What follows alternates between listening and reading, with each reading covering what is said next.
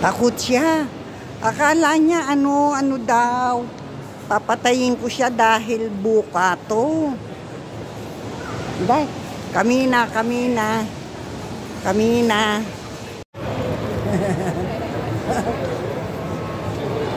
Tatakas naman ngayon. Tingnan natin. Natakot. Hindi pa rin siya nakapunta sa ganito. Ganon. Ano hindi? Dalas natin dito, kako. Sa bagay alam nyo na ang sakit niya, no? Hindi na natatandaan lahat ng bagay. Natakot. Kasi may mga flooring na itim. Hinuhulog ko daw siya. Tapos sabi, painumin mo ako ng tubig, kahit tubig man lang. Hindi ako makahinga, sabi niya. Kasi mga itim na yan, akala niya butas. Pai chow.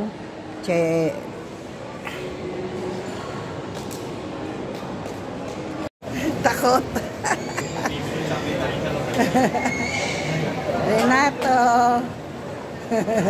Kala niya yung mga itim is parang ang tawag dito, mahuhulog daw siya.